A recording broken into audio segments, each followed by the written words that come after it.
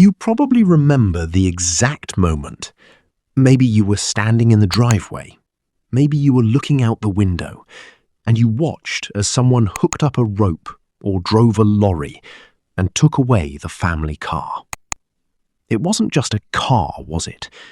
It was the thing that took you to school on your first day, the back seat where you fell asleep on long drives home from your nan's, the smell of the engine on a cold Monday morning. Today, we're going to talk about 10 British cars that millions of families loved and cried over when they finally had to let them go. These weren't supercars, they weren't expensive, but they were ours. Let's begin. Number 10, and we're starting with a car that was absolutely everywhere, the Ford Cortina. The Ford Cortina, 1962 to 1982. If you grew up in Britain between the 1960s and the 1980s, your family either owned one or your neighbour did, or your uncle, or your teacher.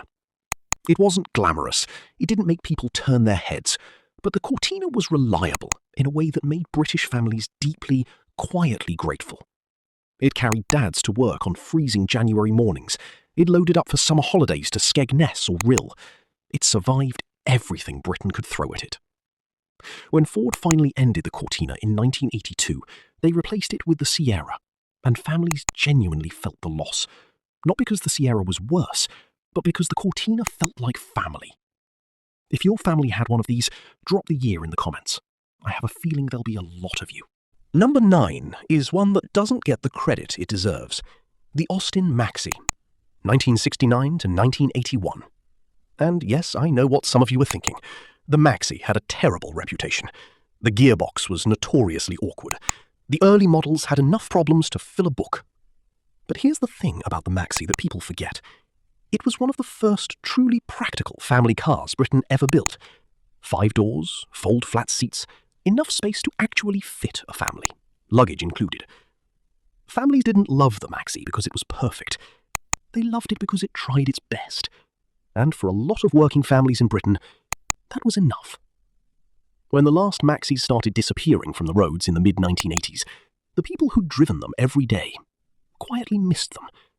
Not because they forgot the problems, but because they remembered the journeys. Number 8, the Vauxhall Victor, 1957 to 1978. The Victor had something special about it that's hard to explain if you didn't live through that era. It looked American. It had those long fins, that wide chrome smile. In a grey post-war Britain, the Victor felt like a little piece of optimism parked on your street. Families saved up for Victors.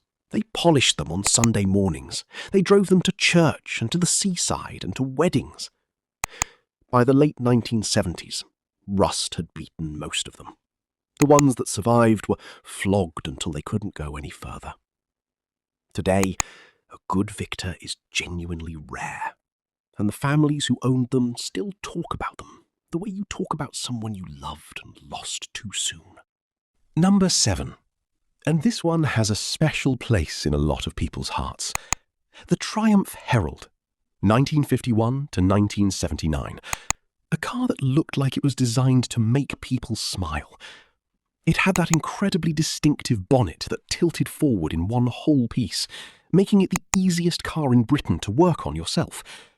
And in the 1960s, when money was tight, being able to fix your own car wasn't a hobby, it was survival. Dads learned mechanics on Heralds. Couples bought them as their first car together.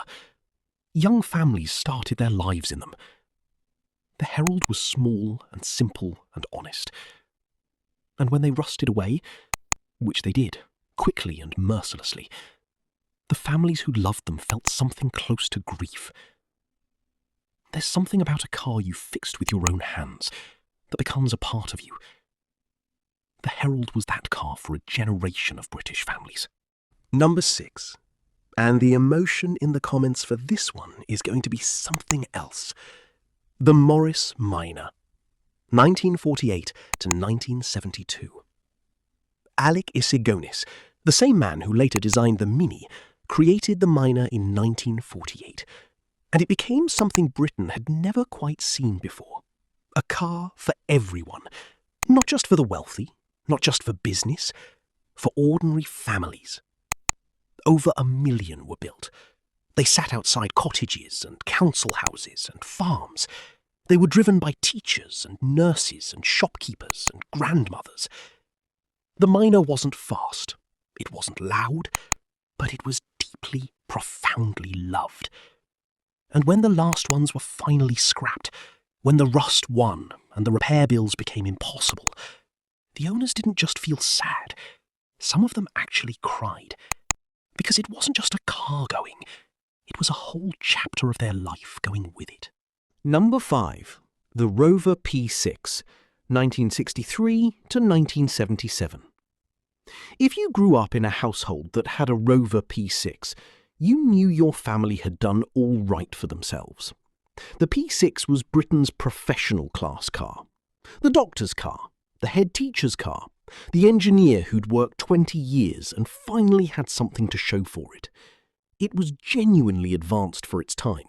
De Dion rear suspension, stunning 2,000 and 3,500 engines, interior quality that rivaled cars costing twice the price. But what made the P6 special wasn't the engineering, it was what it meant. To the families who drove one, it was proof that they'd made it, that Britain could build something to be proud of. When these cars disappeared from British roads, when British Leyland fell apart and Rover lost its way, those families mourned more than a car. They mourned an idea of Britain that went with it. Number 4, and before you laugh, hear me out. The Austin Allegro, 1973-1982. Yes, the Allegro has a reputation. The quartic steering wheel, the jelly mould shape, the reliability issues that made mechanics very busy and owners very frustrated. But here is the honest truth about the Allegro that the internet doesn't tell you. Millions of British families had one, and millions of British families have memories tied up in one. Trips to the swimming pool, arguments in the back seat, dad threatening to pull over. The Allegro wasn't a great car, but it was there, every day, reliable enough most of the time, doing the job nobody glamorous wants to talk about, just getting a family through their week. And when it finally went, when the rust came and the car went to the crusher, some of those families were quietly devastated. Not because the Allegro was brilliant, but because every single memory it carried went with it. Number 3, and we're stepping up a level. The Jaguar Mk II, 1959 to 1969. Now, most families didn't own a Mark II, but almost every family in Britain had a relationship with one. Because the Mark II was the car you dreamed about, the car your dad pointed at, the car a neighbour had that made everyone on the street stop and look. It was beautiful in a way that felt almost unfair. That long bonnet, those perfect proportions, the way it sat low and wide and looked like it was moving even when it was parked.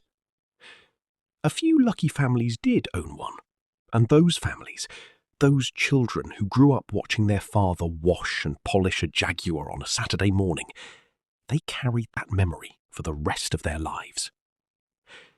When those cars went, when they were broken up for parts or left to rot in barns, the children who loved them as kids felt something they couldn't quite name.